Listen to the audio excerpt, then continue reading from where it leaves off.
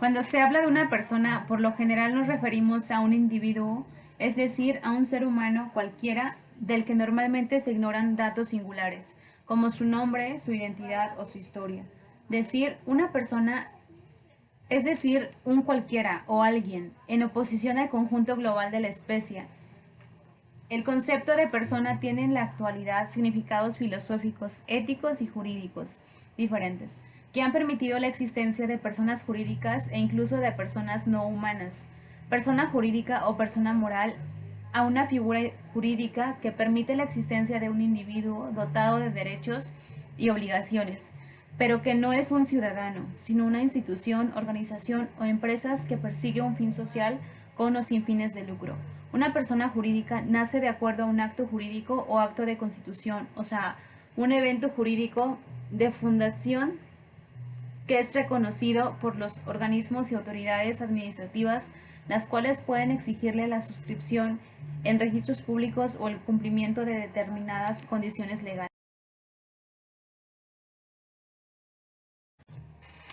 Clases.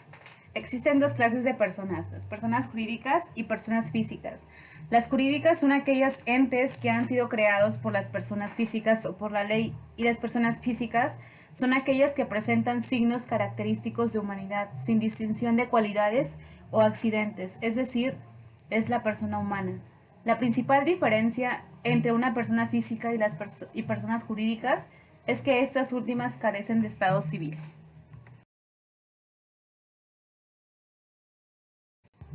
Persona física. Todos hemos escuchado alguna vez de las personas físicas, incluso podemos identificarlas. Sin embargo, si tuviéramos que definirlas, tendríamos cierta dificultad. Coloquialmente los definimos en oposición a las personas morales, las cuales se forman por muchas personas, por lo que para nosotros una persona física es un individuo. Dicha idea es correcta con dos salvavidas. En primer lugar, puede haber personas morales compuestas de un solo individuo. En segundo lugar, el concepto de persona y por lo tanto persona física es literalmente aquel que puede tener obligaciones y derechos, y este no es más que el ser humano. Atributos. Son las características fundamentales que en el plano de lo jurídico embisten a la persona física. Se conocen como atributos de la personalidad. Así, los atributos de la personalidad son: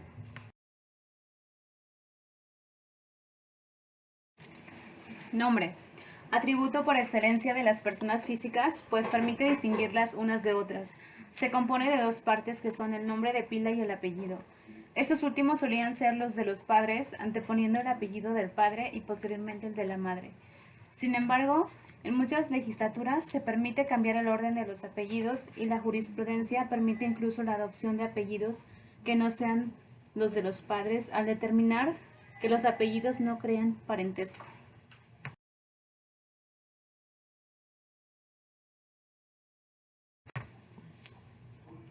Domicilio. Una persona física puede tener y tendrá varios domicilios simultáneamente y estos a su vez pueden tener la misma ubicación. En primer lugar, el domicilio real, esto puede ser a su vez domicilio habitual de la persona física, que es para las legislaciones el lugar donde ésta resida con la frecuencia requerida, 6 meses para el caso de la legislación federal de México. Domicilio de negocios, que es como el nombre lo indica, donde la persona realiza la mayor parte de sus negocios. Domicilio legal, que se define como aquel que le fija la ley para el ejercicio de sus derechos y obligaciones. Algunos ejemplos de esos domicilios son para el caso de los menores incapaces el de sus padres y tutores, respectivamente, o el de los funcionarios públicos, que sería el lugar donde han ejercido sus funciones por más de 6 meses. Domicilio convencional que establece la persona física para cumplir con sus obligaciones y ejercer sus derechos. Por lo general, al celebrar contratos u otros instrumentos son particulares. Domicilio fiscal, que si bien podría a través de la interpretación verse como un domicilio convencional o como un domicilio de negocios, la verdad es que tiene una naturaleza totalmente sui generis, pues en primer lugar lo designa el propio contribuyente, por lo que no necesariamente es donde la persona física tenga la mayor parte de sus negocios. Patrimonio. Si bien jurídicamente la definición puede ser un poco más compleja, coloquialmente podemos definir al patrimonio como todos lo que una persona tiene, así como lo que deben o debe. ¿A qué nos referimos con esto? A sus bienes muebles, como los muebles de su casa, dinero o joyas, e inmuebles como casas y terrenos, créditos a su favor que le deban algo o en contra que deba algo. Estado civil. Este va más allá del matrimonio. Este se define como la relación jurídica entre una persona con su familia y los miembros que la componen. Este se compone por el nacimiento, la nacionalidad, la edad, la incapacidad de ser el caso, la ausencia en su caso, el sexo y por supuesto el matrimonio. Nacionalidad. La ley no da una definición clara de nacionalidad, por lo que tenemos que recurrir a las doctrinas para precisar qué se entiende por dicho concepto. Alejandro Carrillo Castro expresa: nacionalidad, desde el punto de vista jurídico, es una condición legal que se adquiere de acuerdo a la mayoría de las constituciones de los estados modernos por dos causas principales. A. Por nacer de progenitores que tienen la nacionalidad que un determinado estado reconoce como propio, no importa que dicho nacimiento ocurra fuera del territorio estatal correspondiente. B. Por nacer en el suelo de un estado considerado como territorio propio, no importa si los que nacen en dicho territorio son hijos de nacionales de otro estado.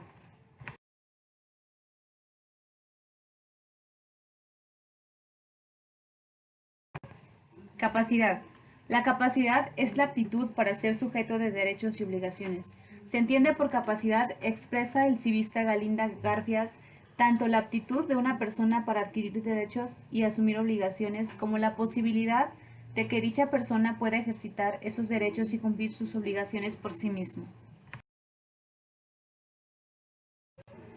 Capacidad jurídica. Artículo 22. La capacidad jurídica de las personas físicas se adquiere por el nacimiento y se pierde por la muerte, pero desde el momento en que un individuo es concebido, entra bajo la protección de la ley y se le tiene por nacido para los efectos declarados en el presente Código. Artículo 23.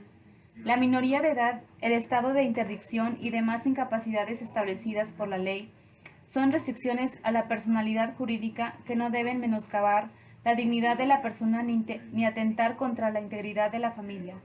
Pero los incapaces pueden ejercitar sus derechos o contraer obligaciones por medio de sus representantes. Artículo 24. El mayor de edad tiene la facultad de disponer libremente de su persona y de sus bienes, salvo las limitaciones que establece la ley. Capacidad legal. La capacidad legal está íntimamente relacionada con la voluntad, entendiéndose esta como la facultad psíquica que tiene el individuo o persona para elegir entre realizar o no un determinado acto, y depende directamente del deseo y la intención de realizar un acto o hecho en concreto.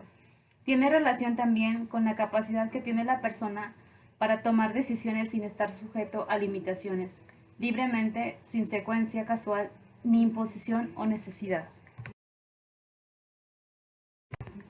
Persona moral. Se distinguen por una denominación o razón social. Concepto de persona moral. El término persona moral, también conocida como persona jurídica, antes era más sencillo de definir, pues se hacía en cuanto a que hubiese muchas personas físicas, juntas con un fin determinado y organizadas a través de un documento jurídico, un contrato, una ley, un reglamento, un decreto, incluso una constitución. Sin embargo, la multiplicidad ya no es un elemento fundamental de las personas morales, ya que estas pueden estar integradas por un solo miembro, tal como es el caso de las sociedades por acciones simplificadas, SAS, por sus siglas. Por esto, una idea más afinada sería que es una persona, no humana y que no tiene un cuerpo físico, por lo tanto, es una ficción, constituida a través de un documento jurídico. Forma de creación. La persona moral o jurídica se constituye mediante un acto jurídico ante una autoridad, en el cual, a través de la creación de una escritura pública, quedan asentadas las normas y los estatutos por los cuales ésta se regirá y los derechos y obligaciones que poseerá. Clase. Con fines de lucro. Las personas morales del régimen general son aquellas sociedades con fines lucrativas como los mercantiles, civiles, arrendadoras financieras, instituciones de crédito, seguros y fianzas organismos con facultades autónomos que comercialicen bienes o servicios, entre otros, sin fines de lucro. Son sociedades que no buscan ganancias económicas con las actividades que realizan, por como las sociedades de inversión, administradoras de fondos para el retiro, sindicatos, cámaras de comercio e industria, colegios profesionales, instituciones de beneficencia, asociaciones civiles sin fines de lucro, entre otras. En este régimen, los sujetos no pagan ICR, salvo algunas excepciones. Objeto. Artículo primero. Todos los ingresos percibidos por residentes en México, establecimientos permanentes de extranjeros, extranjeros por ingreso con fuerte de riqueza en el país, sin EF. Domicilio.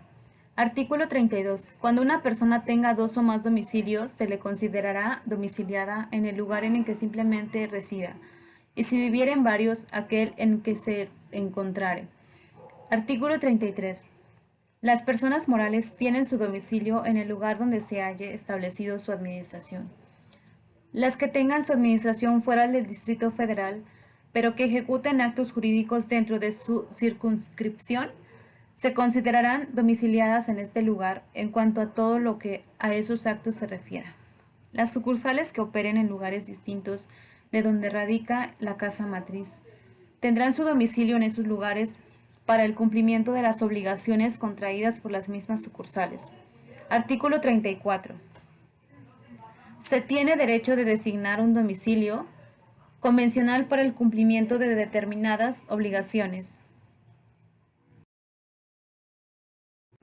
Legitimación. El término legitimación, de origen procesal, se ha extendido el ámbito del derecho sustantivo, de tal manera que hoy en día se le ha vinculado a temas de derecho civil, tales como la apariencia jurídica, la simulación de actos y la representación, por citar los más relevantes. Podríamos decir que la legitimación consiste en la posibilidad de alcanzar o soportar los efectos en un acto o negocio jurídico que deriva de la especie posición que guardan los sujetos del mismo respecto de su objeto.